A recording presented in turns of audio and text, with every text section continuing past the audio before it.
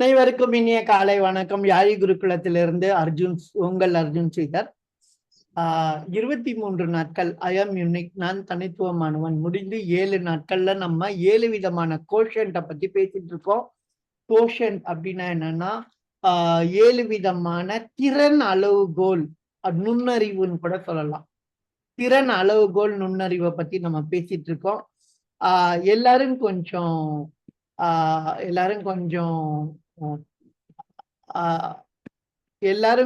இதுல வர மாதிரி இருந்தா இன்னும் கொஞ்சம் நல்லா இருக்கும். ஏன்னா கொஞ்சம் நம்ம சிக்னல் இருக்க இடத்துல உட்காந்துக்குங்க. சிக்னல் இருக்க இடத்துல உட்காந்தாதான் பெனிஃபிட்டா இருக்கும். எல்லாத்தையும் அடிக்கடி லெஃப்ட் ஆயிட்டு திருப்பி ரீஜாயின் பண்ணிட்டே இருப்பீங்க. சிக்னல் இருக்க இடத்துல கொஞ்சம் அட்ஜஸ்ட் பண்ணி வச்சுக்கோங்க. நம்ம இங்க வீடியோ போடுங்க அப்படின்னு வற்புறுத்தல. நீங்க வேற ஒர்க் பண்ணியிருந்தா கூட நீங்க பார்க்கலான்ற ஒரு மோட்டிவ்ல தான் வீடியோவை ஆன் பண்ண சொல்லல. ஆனா நீங்க செய்றீங்களா இல்லையான்னு, நீங்க கேக்குறீங்களா இல்லையா அப்படின்லாம் எனக்கு தெரியாது. இருந்தாலும் நீங்க கேட்டீங்கன்னா நல்லா இருக்கும் அப்படின்னு நான் ஃபீல் பண்றேன். அப்புறம் நம்ம இன்னைக்கு டேட் சொல்லி ஆரம்பிச்சிடலாம். இன்னைக்கு டேட் செவ்வாய்க்கிழமை 26ஆம் தேதி நவம்பர் மாதம் 2024. ஆங்கிலத்துல டியூஸ்டே 26 நவம்பர் 2024. தமிழ் மாசத்துல செவ்வாய்க்கிழமை 10ஆம் தேதி கார்த்திகை மாதம் குரோதி ஆண்டுல இருக்கும். கார்த்திகை மாதம் பறந்து 10 நாள் ஆயிடுச்சு. கார்த்திகை மாதம் அப்படின்னாலே அடைமழை அப்படிம்பாங்க. ஸோ கார்த்திகை மாதம் வந்துருச்சு. இன்னைக்கு நம்ம பார்க்க போறது பினான்சியல் கோஷன்ட். ஸோ பினான்சியல் கோஷன்ட்னா என்ன அப்படின்னா, முதல்ல கோஷன்ட்னா என்னன்னா திறன் அளவுகோல் அப்படின்னு சொல்லுவாங்க. திறன் அளவுகோல் அப்படின்னா என்னன்னா, நமக்கு எந்த அளவுக்கு திறன் இருக்கு அது செய்யறதுக்குன்னு அர்த்தம். ஒருத்தருக்கு ஸ்விம்மிங்ல திறன் இருக்கும், ஒருத்தருக்கு ஸ்விம்மிங்ல திறன் இருக்காது. ஒருத்தருக்கு ஸ்விம்மிங்ல திறன் இருக்குன்னா அவங்கள நம்ம ஸ்விம் பண்ண விட்டோம்னா அவங்க ஃபர்ஸ்ட் வந்துருவாங்க, இத்தனை செகண்ட்ஸ்ல வந்துருவாங்க. ஆனா இன்னொருத்தர ஸ்விம் பண்ண விட்டோம்னா அவங்க செகண்ட்ஸ்லயே வர முடியாது. அப்ப திறன் அளவுகோல் கம்மியா இருக்கும். ஒருத்தங்களுக்கு திறன் அளவுகோல் ஜாஸ்தியா இருக்கும். சோ இததான் நம்ம திறன் அளவுகோல் அப்படின்றோம். திறன் அளவுகோல்னா அவங்களால எவ்வளவு கெப்பாசிட்டி இருக்கு. இப்ப சில பேர் நம்ம நார்மல் லாங்குவேஜ்ல சொன்னா இது கெப்பாசிட்டி அப்படின்னு சொல்லலாம். ஒரு சில பேர் ஸ்டமினான்னு சொல்லுவாங்க. வேற வேற பேர் இருக்கு. எவ்வளவு தூரம் ஸ்டமினா இருக்கு அப்படிம்பாங்க. இத நின்னு எதிர்க்கிற அளவுக்கு ஸ்டெமினா இருக்குமா அப்படின்லாம் கேட்பாங்க. ஏன்னா இதுக்குன்னு ஒரு விஷயங்கள் இருக்கு. சரி, நம்ம முக்கியமான பார்க்க போறோம். இன்னைக்கு என்னன்னா, ரொம்ப ரொம்ப நன்றி இன்னைக்கு உங்களை எல்லாத்தையும் பார்த்ததற்கு. பினான்சியல் கோஷன்ட், திறன், அந்த பினான்ஸை நீங்க எந்த அளவுக்கு பண்ண போறீங்க அப்படின்றதுதான் செய்ய போறோம். இது எப்படி வாழ்க்கையில உதவுதுன்றத நம்ம பார்க்க போறோம். இதை மேம்படுத்துறதுக்காக நடைமுறைகள் என்ன, தந்திரங்கள் என்னலாம் இன்னைக்கு பார்க்க போறோம். இன்னைக்கு டைம் ரொம்ப ஜாஸ்தியானதுனால கடகடன்னு சொல்ல வேண்டியிருக்கும். முடிஞ்ச நோட்ஸ் எடுத்துக்கோங்க.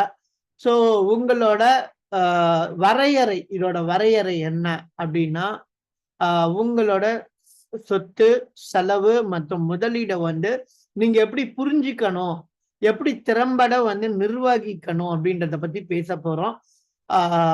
ஏதோ முக்கிய கூறு என்ன அப்படின்னா, நிதி தொடர்பான அறிவு, சரியான நிதி முடிவுகளை எடுக்கும் திறன், நிதி ஒழுங்குமுறைக்கு தேவையான மனப்பான்மை.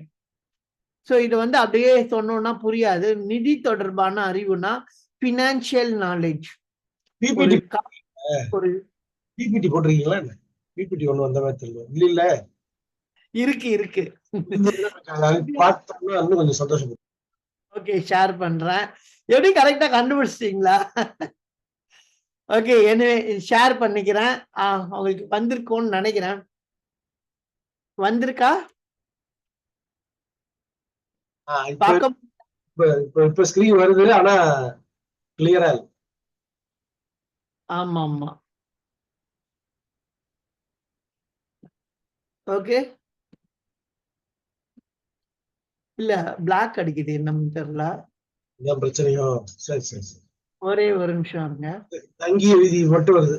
இப்போ வந்துருச்சு. Clear, super.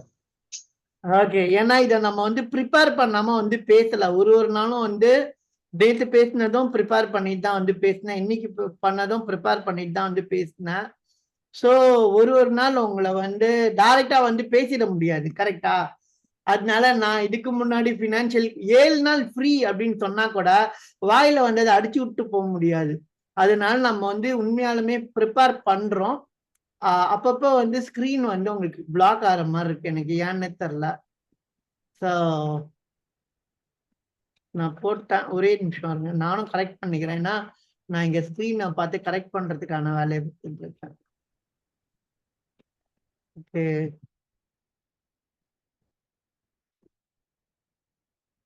ஏதோ ஒண்ணு மறைக்குது. இல்ல இன்னொரு தடவை நம்ம ப்ரொசீட் பண்ணிக்குவோம். நீங்க ப்ரொசீட் பண்ணுங்க, டைம் ஆகும். ஓகே,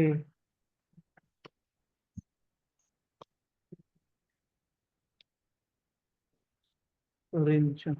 நீங்க கேட்டுட்டீங்க, கேட்டும் போடலன்னா நல்லா இருக்காதுல்ல. ஓகே, திருப்பி திருப்பி அதே தான் வருது, ஏதோ ஓவர்லே ஆகுது, எதுன்னு தெரியல.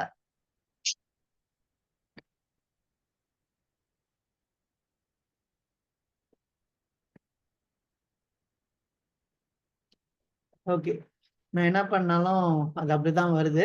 இருந்தாலும் நம்ம வந்து நம்ம சொல்ல வேண்டியதை சொல்லிடலாம், இல்லாட்டி அது கடந்து போயிடும்.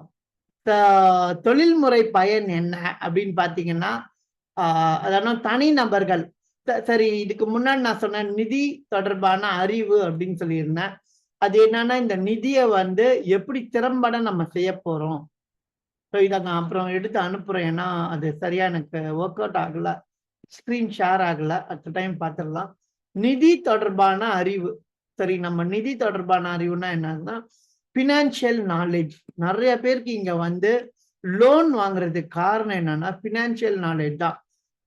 ஒரு சில பேர் லோன் வாங்காமே வந்து அவங்க லைஃப்பை வேற லெவல்ல கொண்டு போவாங்க. ஒரு சில பேர் ரிஸ்க், நான்லாம் ரிஸ்க் எடுக்கிறேன்னு சொல்லி படுகொலியில வந்து விழுகிறவங்க இருக்காங்க. ஒரு சில பேர் ரிஸ்க் வந்து பர்ஃபெக்டா கால்குலேட்டட் ரிஸ்க்னு சொல்லுவாங்க. கால்குலேட்டட் இருக்குன்னா கணிக்கப்பட்ட ரிஸ்க்ன்றதுக்கு தமிழ்ல யாருக்காச்சும் தெரியுமா? பாதகங்கள். ஓகேயா? சாதகம் பாதகம்னா எவ்வளவு ரிஸ்க் இருக்குன்னு கேட்பாங்கல்ல. சோ அதுக்கானது.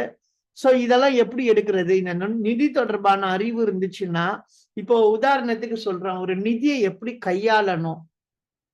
இப்ப நம்ம கிட்ட ஒரு காசு இருக்கு, இந்த மாசம் என்கிட்ட வந்து ஒரு 1,00,000 ரூபாய் இருக்கு. ஒருத்தங்க திடீர்னு வந்து இந்த ஒரு 50,000 கொடுக்கலன்னா நான் வந்து சூசைட் பண்ணிட்டு செத்துருவேன்றாங்க.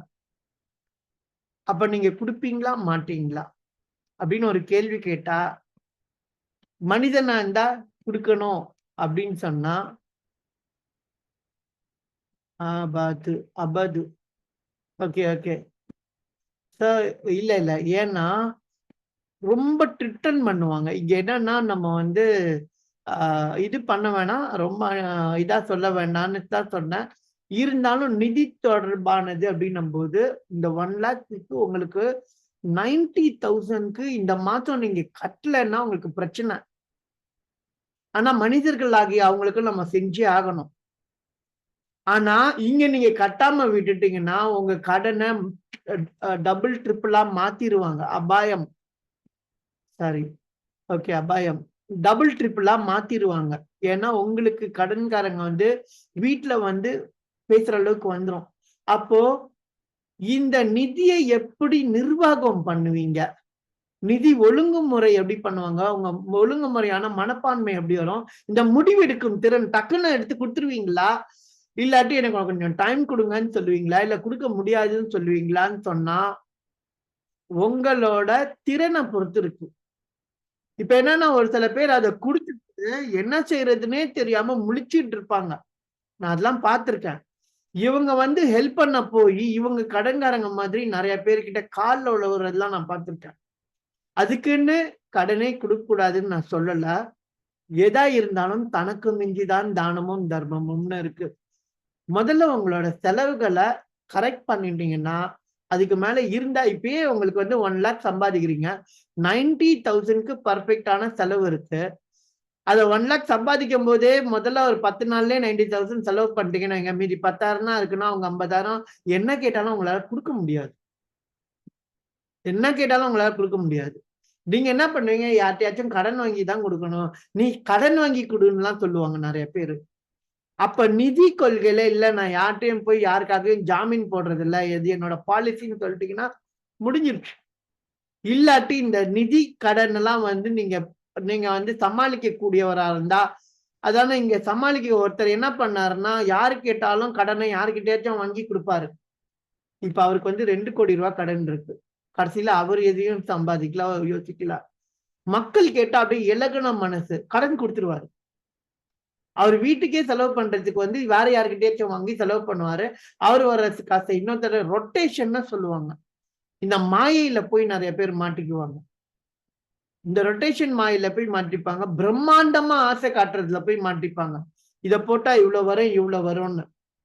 சோ அதுலதான் இந்த நிதி முடிவெடுக்கும் திறன், ஒழுங்குமுறைக்கு தேவையான மனப்பான்மைலாம் நம்ம பண்ணிக்கணும்ன்றது. அடுத்தது வந்து பொருளாதார சுதந்திரம் அடைய உண்மையான சுதந்திரம் என்ன அப்படின்னா பொருளாதார சுதந்திரம் தான். நான் நினைச்ச நேரத்துல தூங்குறேன். நான் நினைச்சேன் நான் நிறைய பார்த்துட்டு இருந்தேன். டிஆர்விஐ அவரது 4 மணி வரலும் பார்த்துட்டு இருந்தேன். ரொம்ப எனக்கு அப்படியே full and full mind overload ஆயிடுச்சு. அவங்க சொல்றாங்க, எடுத்து எழுதுறேன். என்னால கான்சென்ட்ரேட் பண்ண முடியல. ஏன் இப்படி அப்படின்னு சொல்லிட்டு கொஞ்ச நேரம் தூங்கிட்டு வரலான்னு தூங்குனேன். கரெக்டா பாத்தீங்கன்னா, அதான் நான் நினைச்ச நேரத்துல தூங்குற டைம் எனக்கு கிடைச்சிச்சு. ஆனா என் கண்ணு பாத்தீங்கன்னா ரெட்டா இருக்காது, ஒயிட்டா இருக்கும் கண்ணு. ஏன்னா எனக்கான டைம் நான் எப்ப நினைச்சே தூங்கலாம், எப்ப ஏந்திரிக்கலான்றதை நான் டிசைட் பண்ணலாம். ஆனா இந்த நான் எங்க இருக்கணும்ன்றதையும் நான் டிசைட் பண்றது வந்து இந்த பொருளாதார சுதந்திரம். ஆனா பொருளாதார சுதந்திரம் இல்லைன்னா அவங்க எப்ப தூங்கணும், அவங்க எப்ப ஏந்திரிக்கணும், அவங்க வந்து என்ன செய்யணும்ன்றது இன்னொருத்தன் டிசைட் பண்ணிட்டு இருப்பான். நம்ம பண்ண முடியாது. நம்ம கண்ட்ரோல்லயே இருக்காது. இன்னொருத்தவங்க பண்ணிட்டு இருப்பாங்க. நம்ம என்ன செய்யணும்ன்றத. அப்படின்னா என்ன அர்த்தம்னா, நம்ம ஆசைப்பட்டு வரணும்னா நம்ம வரலாம். போலான்னா நம்ம போலாம். அதை செய்ய மாட்டோம். ஒரு வேலை கொடுக்குறவன் நீ 9 to 6 வந்துதான் ஆகணும்பான். வர வழியே இல்லாம வந்துட்டு போவோம். அப்ப நம்ம அதுக்குள்ள மாட்டிப்போம். நம்ம பொருளாதார சுதந்திரத்துல இருக்கோமான்னு கேட்டா நிச்சயமா கிடையாது. நம்ம ஒரு இடத்துக்குள்ள மாட்டிட்டு இருக்கோம்னு அர்த்தம். நம்ம 4 நாள் தூங்கினா கூட எனக்கு காசு வரும். இந்த மகன் அதுக்கு காசு வரத்து நிக்கவே நிக்காதுன்னா எவ்வளவு சூப்பரா இருக்கும். எனக்கு ரெஸ்ட் எடுக்கணும்.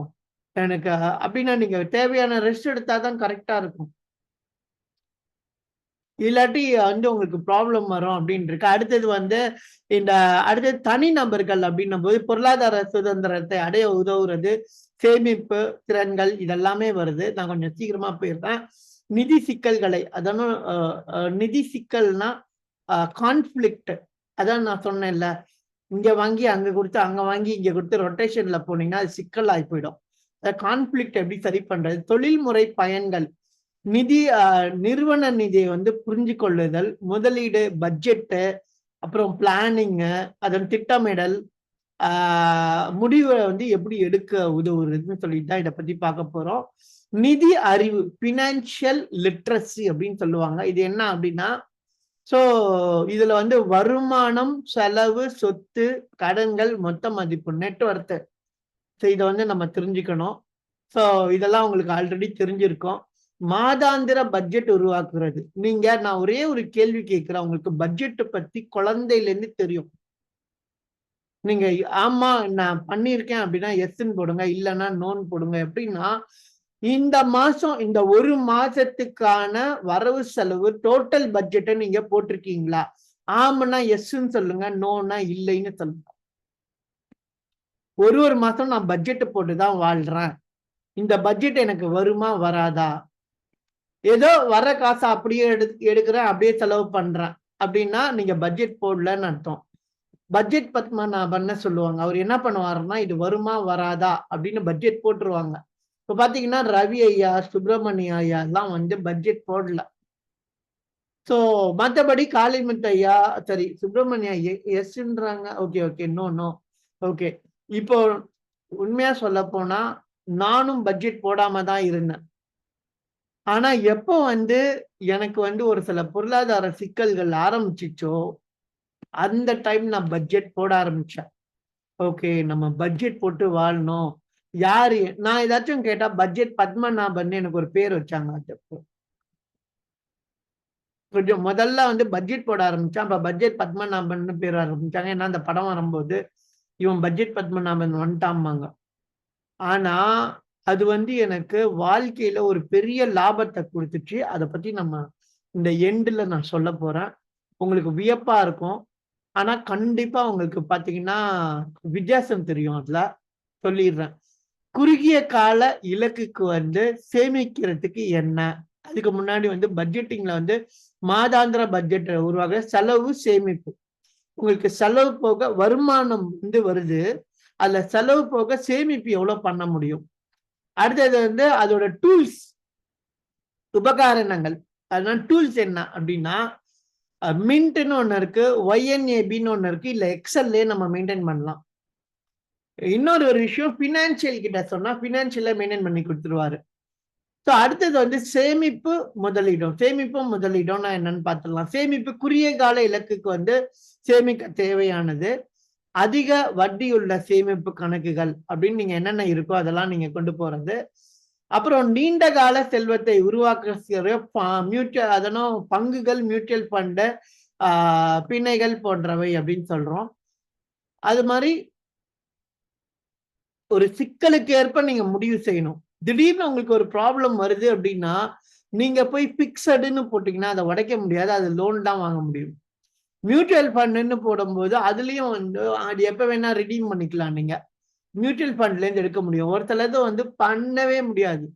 நம்ம மணி போய் அவங்கள்ட்ட லாக் ஆயிருக்கும். அதெல்லாம் வந்து நிறைய விஷயத்துல இருக்கு. அதை பத்தி எல்லாம் நம்ம பேச இருப்போம். அடுத்தது வந்து ஆஹ் தங்கிய விதி அப்படின்னு இருக்கு. தங்கிய விதினா என்ன அப்படின்னா அதனால கூட்டு வட்டி மூலம் செல்வத்தை வந்து பெருக்கிறது, காம்பவுண்டிங். நம்ம கூட்டு வட்டியா செல்வத்தை எப்படி பெருக்கலாம். இது வந்து வேற ஒண்ணும் இல்ல. நீங்க வந்து ஒரு முதலீடு செஞ்சீங்கன்னா கூட்டு வட்டியா பெருக்க ஆரம்பிக்கும். அடுத்தது வந்து கடன் மேலாண்மை, டெப்ட் மேனேஜ்மெண்ட். உங்களுக்கு கடனே இல்லைன்னா நல்லது. ஆனா கடன் அப்படின்னு ஒண்ணு வந்துருச்சுன்னா டெப்ட் மேனேஜ்மெண்ட்னு ஒண்ணு பண்ணணும். அதுல என்ன பண்ணணும்னா நல்ல கல்வி கடன், அதெல்லாம் கல்வி கடன் நல்லது. அதுனா கல்வி கடன், வீட்டு கடன் நல்லதுன்னு சொல்லுவாங்க ஓரளவுக்கு. மோசமானதுன்னா கிரெடிட் கார்டு கடன், தேவையற்ற தனிப்பட்ட கடன். நல்ல யோசிங்க. யாராச்சும் ஒருத்தன் வந்து நான் பினான்சியல் அட்வைசரு, நான் மேனேஜரு, நான் பெரிய அப்பாட்டக்கர்னு சொல்லிட்டு வீடு வாங்கக்கூடாது அப்படின்னு சொல்லுவான். தயவு செய்து அதை கேட்காதீங்க. அவங்க எல்லாம் உண்மையான பினான்சியல் எக்ஸ்பர்ட் கிடையாது. அவங்க வீடு வாங்கக்கூடாது, நான் வாடகை வீட்டுல தான் சூப்பர்னு சொல்ற ஆளு வீடு வாங்கியிருக்காரா இல்லையான்னு கேட்டாருன்னா அவர் அடையாறுல ஒரு வீடு வாங்கியிருப்பாரு, பெசன்ட் நகர்ல வீடு வாங்கியிருப்பாரு, ஏன் கீழ்பாக்கம்ல வீடு வாங்கியிருப்பாரு, ஆர்ட் சிட்டில வீடு வாங்கி அவர் தங்கி வீடு வாங்கக்கூடாதுன்னு சொல்லிட்டு இருப்பாரு.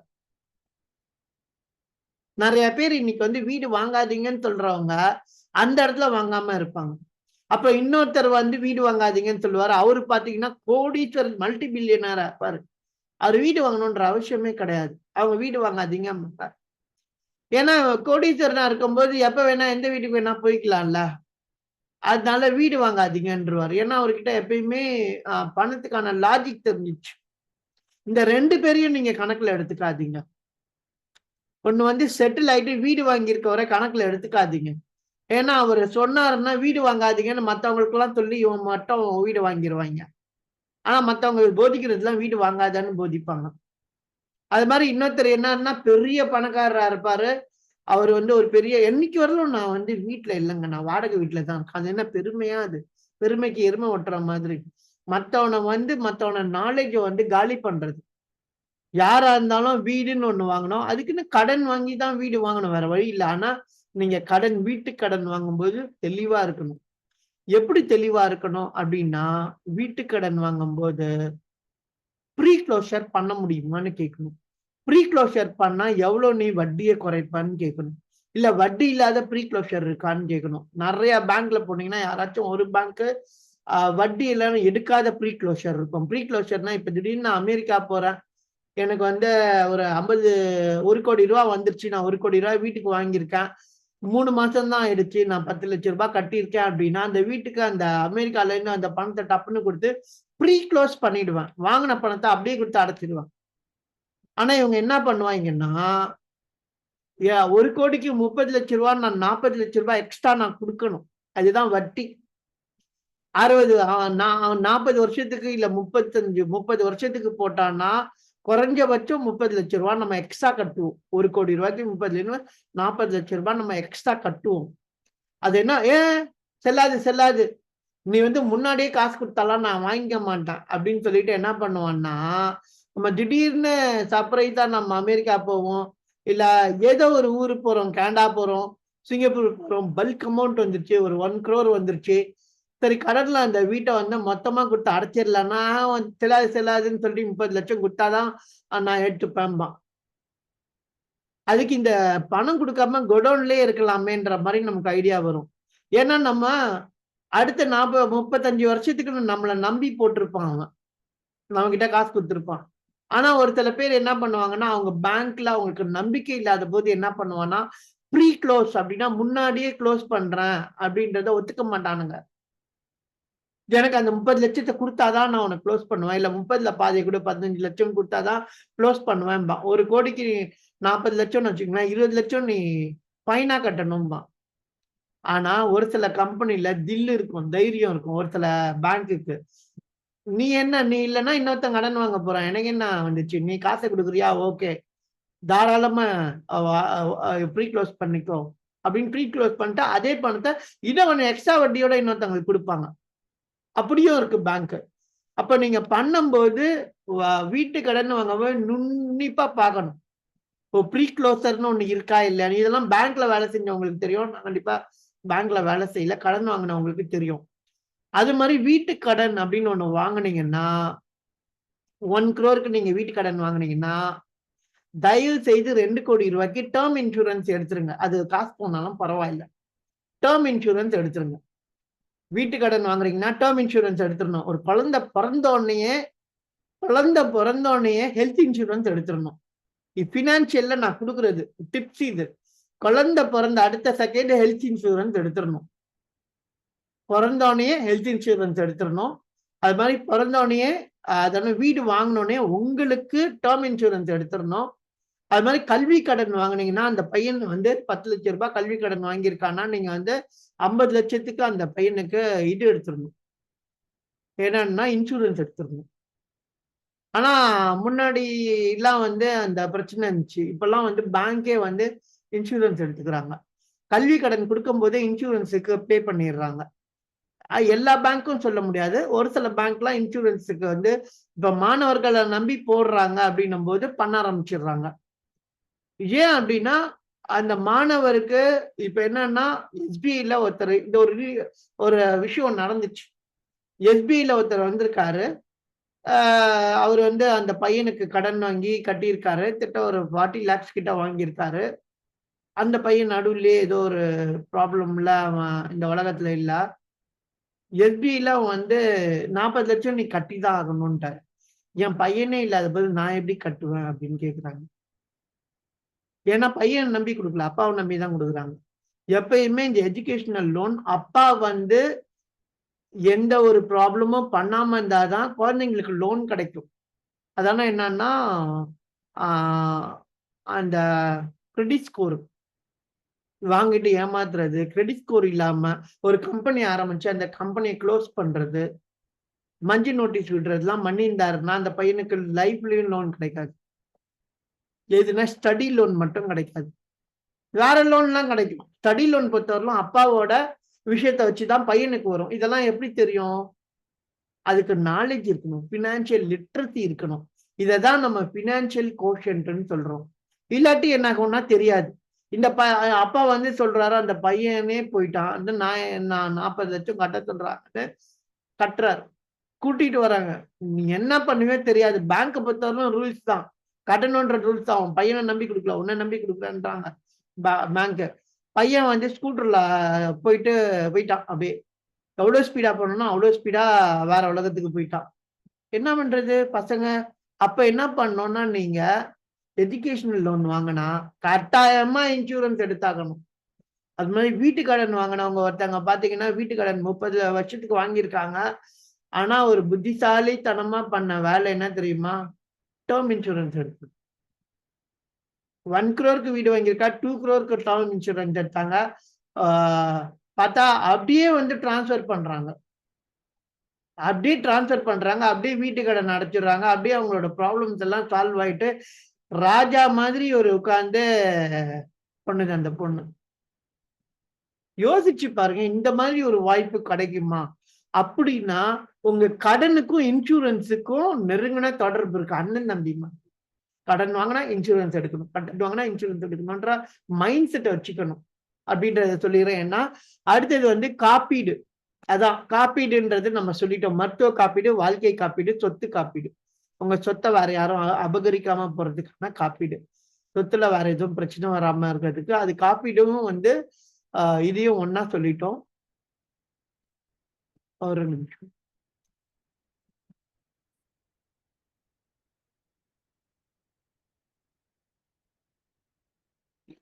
அப்புறம் வந்து கடனை குறைக்கும் தந்திரங்கள் சொல்லாம விட்டான். டெப்ட் மேனேஜ்மெண்ட்ல 2 இருக்கு. நல்ல கடன் அப்படின்றது கல்வி கடன், வீட்டு கடன் சொல்லிட்டா. மோசமானது கிரெடிட் கார்டு கடன், தேவையற்ற தனிப்பட்ட கடன், தனிப்பட்ட ஒரு பெர்சன்டேஜ் வாங்குற கடன். அவங்க வந்து கண்டிப்பா ரிட்டர்ன் பண்ணுவாங்க. ஆனா இப்ப வந்து கிரெடிட் கார்டு கடன்லாம் வந்து ரொம்ப ரொம்ப மோசமானது. தனிப்பட்ட கடன் மாதிரி கிரெடிட் கார்டு கடனும் ரொம்ப ரொம்ப மோசமானது. அவங்க வீட்டுல வந்து எல்லாம் நோட்டீஸ் எல்லாம் ஒட்டுவாங்க. நீங்க பார்த்திருப்பீங்க ரீசெண்டா யூடியூப்ல. இந்த ஆள் என்கிட்ட இருந்து கடன் வாங்கினாருன்னு வீட்டுல போய் நோட்டீஸ் ஒட்டுறாங்க. எல்லையே இல்லாம போயிடுச்சு அதுல. சோ அது மாதிரி வந்து அது வந்து தனிப்பட்ட ஒரு கடன். அதுவும் பேங்க் மாதிரியே செயல்பட்டுட்டு பண்றாங்க. அப்புறம் இதை குறைக்கிறது எப்படின்னா ஸ்னோபால் மெத்தட் அப்படின்னு சொல்லுவோம். சிறிய கடன்களை முதல்ல வந்து அடைச்சிடணும். அப்புறம் அவலன்ஸ் மெத்தட்மாங்க, அவலான்ச் அப்படிம்பாங்க. அவலான்ச்னா அதிக வட்டி கடனை வந்து குறைச்சிடணும். எங்கெல்லாம் அதிக வட்டி கடன் இருக்கோ அதெல்லாம் குறைக்கணும். இதெல்லாம் நீங்க வந்து நிதியோடதுல வரும்போது வந்துடும். உடனே ஸ்னோபால் மெத்தட்ல எப்படி கடனை குறைக்கிறது, அவலான்ச் மெத்தட்ல எப்படி குறைக்கிறது அப்படின்னு சொல்லிட்டு இதெல்லாம் பண்ணீங்கன்னா கடனை குறைக்கிறதோட டாக்டிக்ஸ் அப்படின்னு சொல்லலாம், தந்திரங்கள் அப்படின்னு சொல்லலாம். அடுத்தது பொருளாதார தாக்குவிப்பு. சரி, பொருளாதாரத்தை ரீசைலன்ஸ் அப்படின்னு சொல்லுவாங்க. தாக்குப்பிடிப்பு, பொருளாதார தாக்குப்பிடிப்புனா உங்க பொருளாதாரத்தை உங்க கையில வச்சுக்கிறதுக்கு பொருளாதார தாக்குப்பிடிப்புன்றது பினான்சியல் ரீசைலன்ஸ். அதுதான் வந்து அவசர நிதி, எமர்ஜென்சி ஃபண்ட். எப்பயுமே உங்களுக்கு ஏதாச்சும் ஒரு தேவைப்படும். அந்த டைம் யாருக்கிட்டயாச்சும் போக முடியாதுன்னு எமர்ஜென்சி ஃபண்ட் 3ல இருந்து 6 மாசத்துக்கு உங்க வாழ்க்கைக்காக வச்சிருக்கணும்.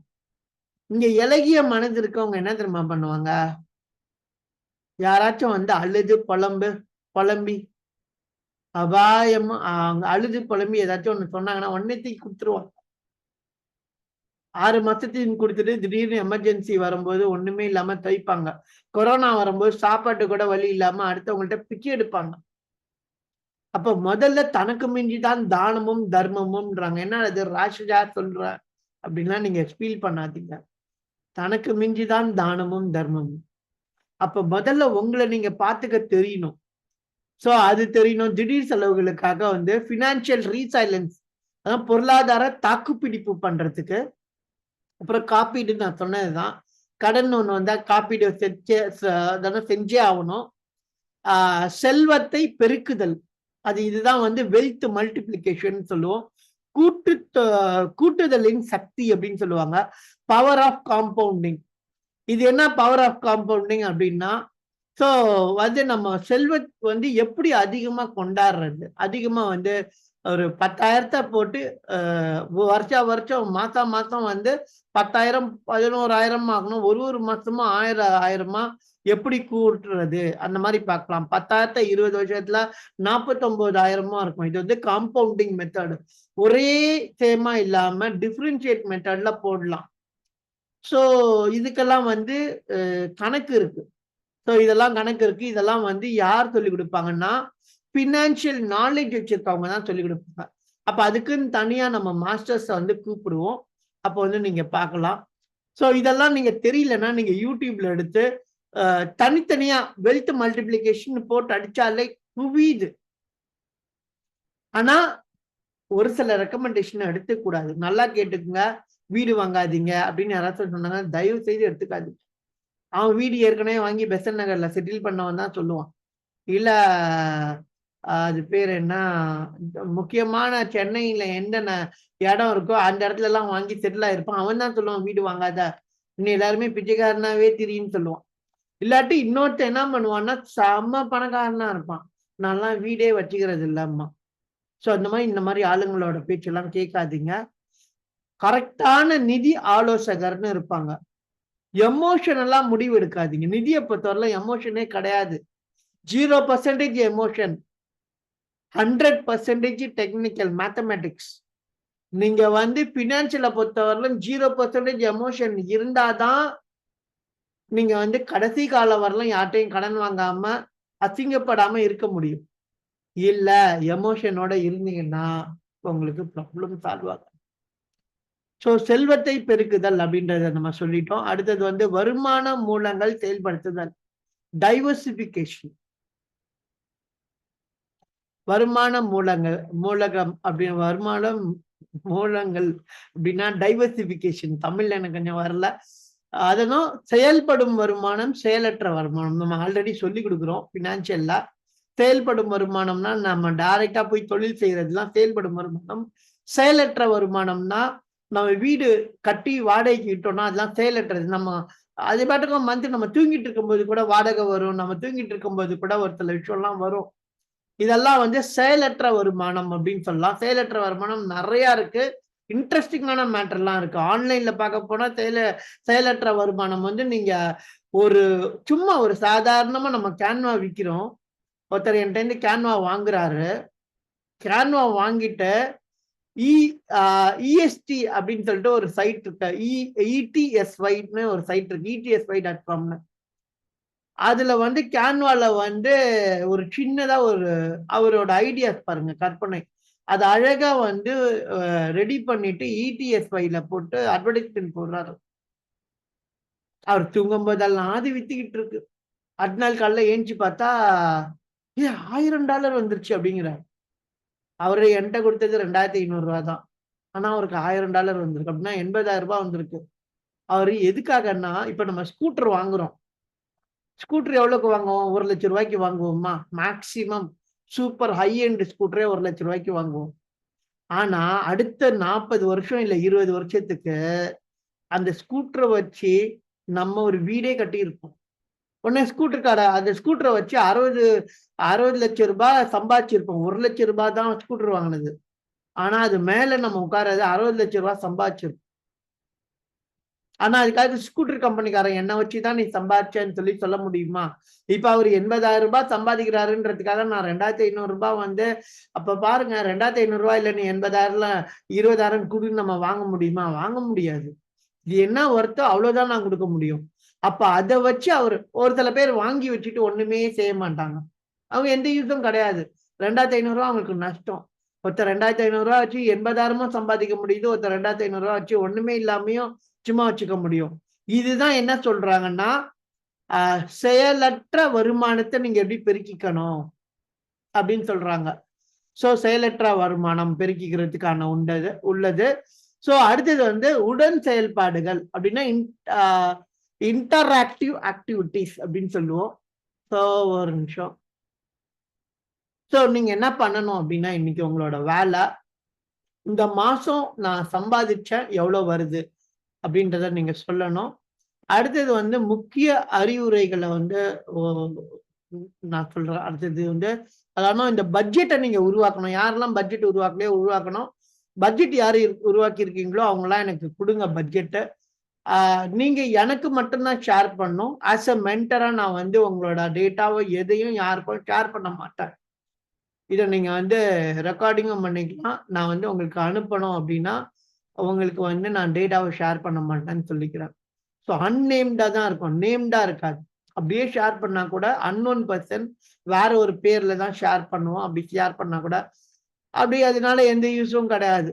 உங்களது தான்ன்றது யாருக்குமே தெரியாது. நெட்ல இருந்து டேட்டா எடுத்தாலே நிறைய எடுக்கலாம். அதனால வந்து நம்ம வந்து ஃபிகர்ஸ் எல்லாம் மாத்தி மாத்தி ஷேர் பண்ணுவோம். ஆனா ரியல் டேட்டாவா இருக்கும் நிறைய பேரோடது.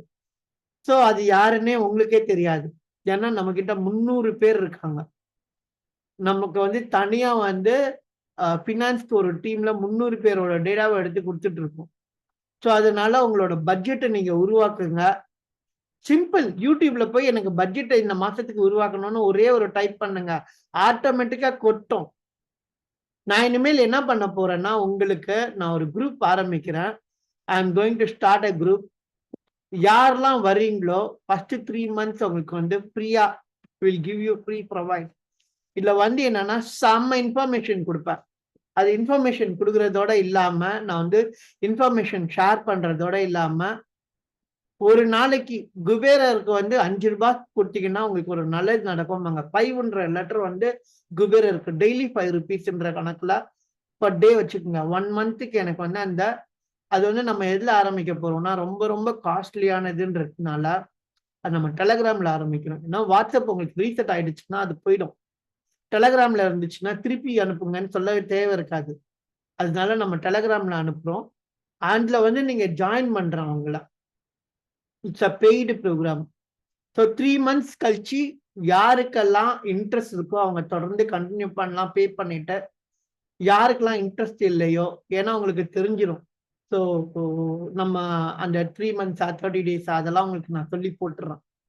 ஸோ நம்மளோட ஃப்ரீக்வன்சி ஆஃப் வந்து கொடுக்குறது வந்து அதிகமாக இருக்கும். புஷ் பண்ணுறது அதில் பிஸ்னஸ் இருக்கும், அக்ரிகல்ச்சர் இருக்கும், எல்லாமே இருக்கும். உங்களோட டேஸ்ட்டுக்கு ஏற்ற மாதிரி என்ன வேணுமோ அதை கன்சியூம் பண்ணிக்கலாம். ஸோ நான் வந்து டெய்லி காலைல நீங்கள் அதை பார்த்தீங்களான்றதை செக்கும் பண்ணுவேன். ஸோ உங்களுக்கு நல்லா இருந்துச்சுன்னா நீங்கள் வந்து அதில் உங்களால் வந்து ஃபீட்பேக் கொடுக்க முடியாது. நீங்கள் நல்லா இருந்துச்சுன்னா தனியாக நீங்கள் இது எப்படின்லாம் கேட்கலாம். உங்களுக்கோட திறனை வந்து அதிகப்படுத்துறதுக்கான ஒரு வாய்ப்பு இருக்கு. அது தொடர்ந்து நம்ம ஒரு கம்யூனிட்டியா இருக்கணும்ன்றதுக்காக நம்ம அதை கொடுக்குறோம். அதை தவிர்த்து நம்ம வந்து இப்போ யூடியூப்ல ஆரம்பிக்கிறோம். நேற்று வந்து போட வேண்டியது மிஸ் ஆயிடுச்சு, டயர்ட் ஆயிட்டா போட முடியல. இன்னைக்கு வந்து நம்ம போடுறோம். இன்னைக்கு அது யூடியூப் எல்லாம் சப்ஸ்கிரைப் பண்ணிக்கோங்க.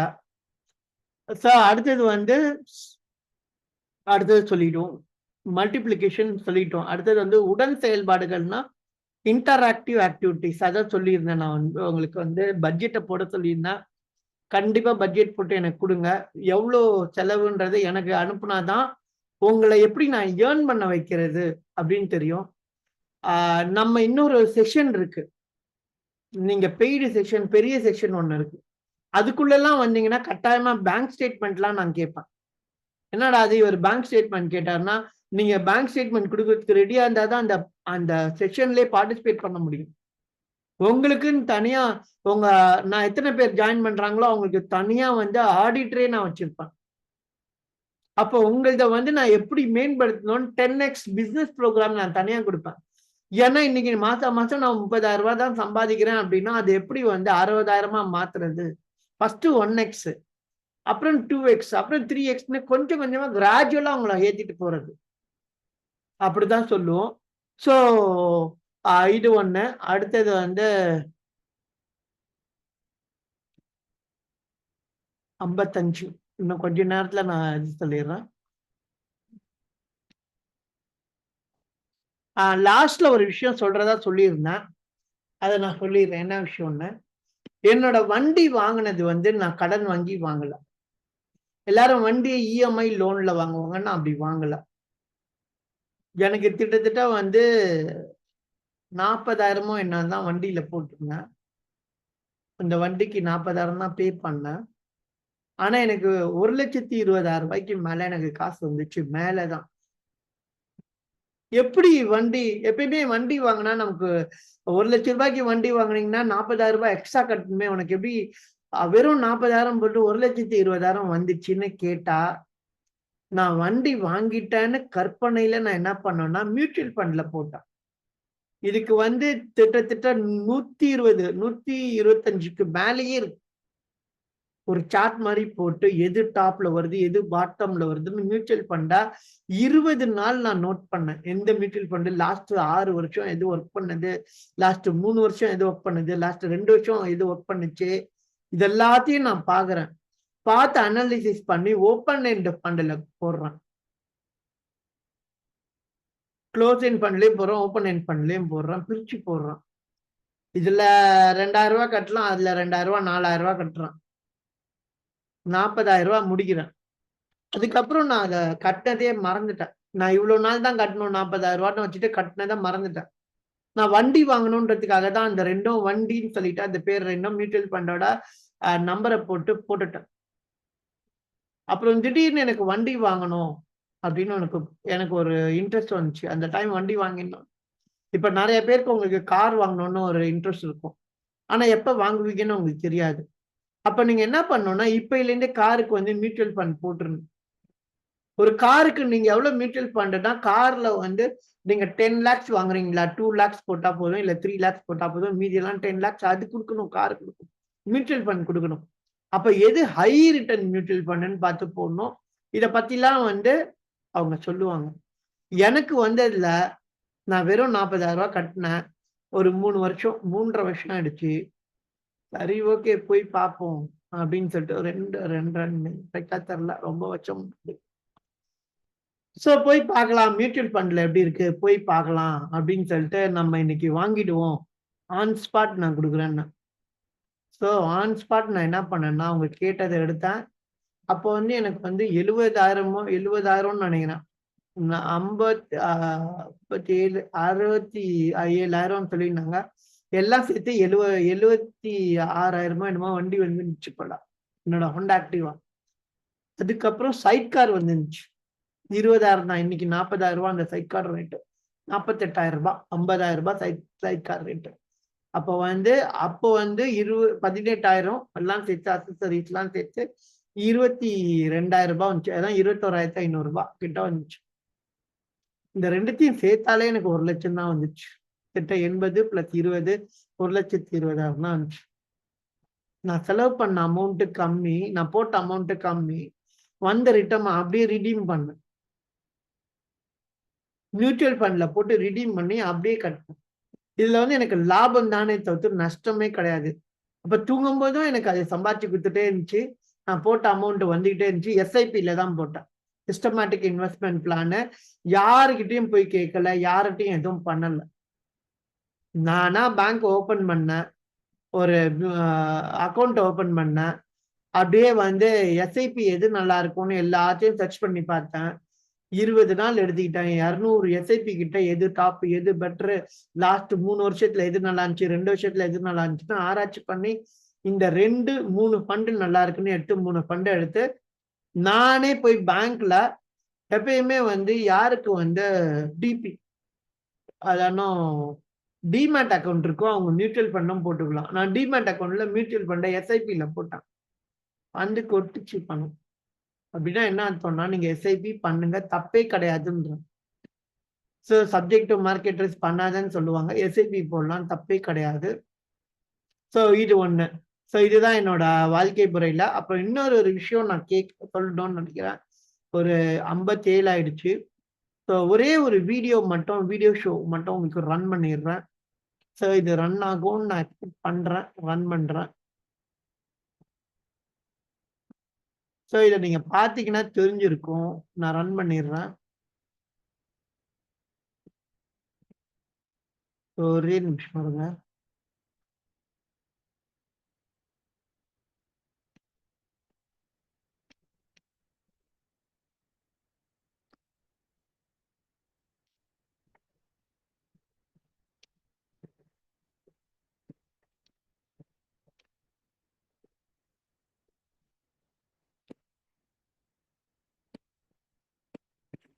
ஒன் மினிட் வெயிட் பண்ணுங்க. நான் இப்போ ஒரு வீடியோ போடுறேன். அதுல இருந்து நீங்க எப்படி அப்சர்வ் பண்ணணும் அப்படிங்கிறதையும் நான் சொல்லி கொடுத்துறேன். ஃபைனல் அதுதான் வந்து உங்களோட லைஃபே சேஞ்ச் ஆக போகுது. ஒரே நிமிஷம்.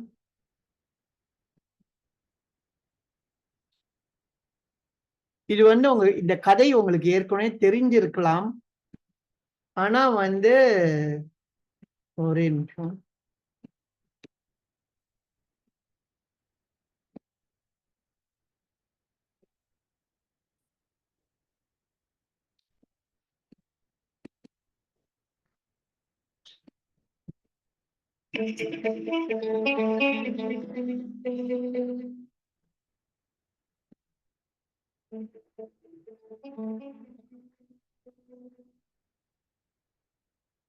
It's 6 hours.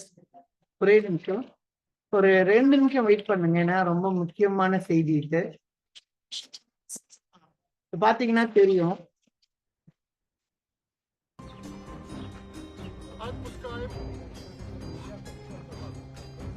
இவர் வந்து இந்த வெப்பல்லவ தூக்கிட்டு வர்றாரு.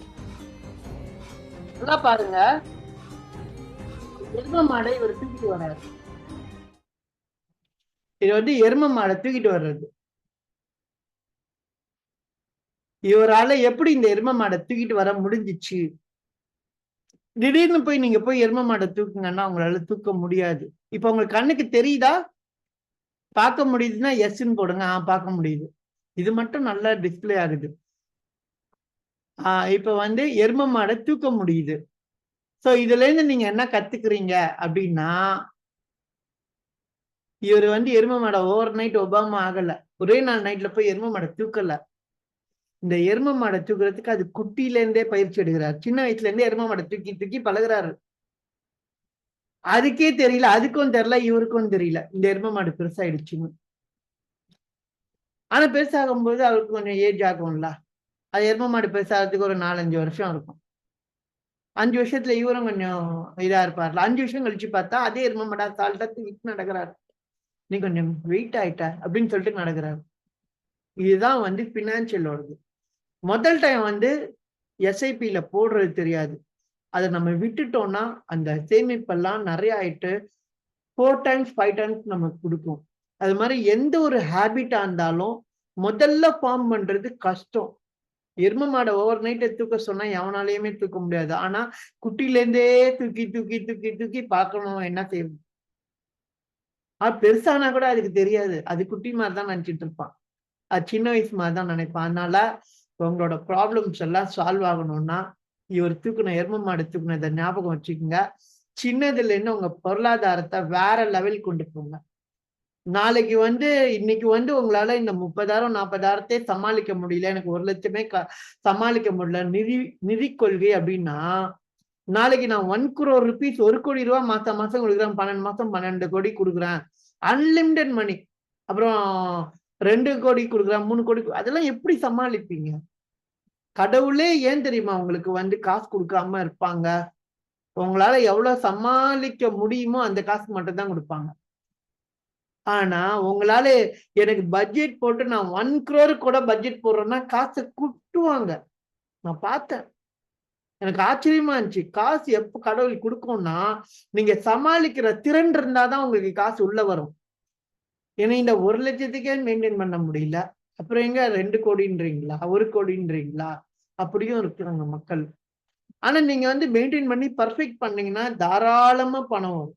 அதுக்குதான் சின்னதுல இருந்தே பழகுங்கன்றேன். பட்ஜெட் போடுங்க, டெய்லி வந்து வரவு செலவெல்லாம் கரெக்ட் பண்ணுங்க, தேவையில்லாத செய்யாதீங்க, உங்களுக்குன்னு ஒரு எத்திக்ஸ உருவாக்குங்க. நான் கடன் கொடுக்க மாட்டேன் அப்படின்ற மாதிரி, நல்லது செய்வேன், கடன் கொடுக்க மாட்டேன், ஒரு சில எத்திக்ஸ் எல்லாம் ஃபாலோ பண்ணுங்க. தனக்கு மிஞ்சிதான் தானமும் தர்மமும் எல்லாத்தையும் வச்சுக்கோங்க. நீங்க சம்பாதிக்கிறதுல ஒரு 5% ஆச்சும் காசு வெளில கொடுங்க, தப்பில்லை. இல்ல 10% கொடுங்க, தப்பில்லை. 5 to 10% கொடுக்கலாம். அது உங்க மனசை பொறுத்து இருக்கு. அந்த 10% வந்து ஒரு லெவலுக்கு மேல நீங்க மாசம் 2 லட்சம் 4 லட்சம்லாம் சம்பாதிக்க ஆரம்பிச்சீங்க, ட்ரஸ்ட் ஆரம்பிச்சே நீங்க கொடுங்க. மாசம் 1 கோடி ஆரம்பிச்சீங்கன்னா நீங்க ட்ரஸ்ட் ஆரம்பிச்சே தாராளமா கொடுக்கலாம் அப்படின்னு சொல்லிக்கிறேன். இதான் பினான்சியலோட நாலேஜ். பினான்சியல் கொஸ்டின் ஓரளவுக்கு தெரிஞ்சிருப்பீங்கன்னு நினைக்கிறேன். இருந்தாலும் ஏற்கனவே சொல்றதுதான் பினான்சியல். நாளைக்கு வந்து ஒரு டிஃப்ரெண்டான கொஸ்டின், கிரியேட்டிவிட்டி கொஸ்டின். இன்னைக்கு பினான்சியல் கொஸ்டின் பார்த்தோம். நாளைக்கு கிரியேட்டிவிட்டி கொஸ்டின் பார்க்க போறோம். எல்லாரும் ஸ்டே டியூன் டு தட். நம்ம திருப்பியும் நம்ம க்ளோசிங் நோட்ஸை சொல்லிடலாம். நல்லதை சிந்தித்து நல்ல எண்ணங்களை வளர்த்து, நல்லதை பார்த்து, நல்லதை கேட்டு, நல்லதை நுகர்ந்து, நல்லதை பேசி, நல்லதை சாப்பிட்டு, நல்ல செயல்களை செய்து, நல்லதை பிறருக்கு பகிர்ந்து நாமும் மகிழ்ச்சியாக இருப்போம், பிறரையும் மகிழ்வுற செய்யும்னு சொல்லிக்கிறேன். நன்றி, வணக்கம். யாழி குருகுலம் சென்னையில இருந்து உங்கள் அர்ஜுன் ஸ்ரீதர். மீண்டும் நாளை காலை 5 மணிக்கு சந்திப்போம். நன்றி.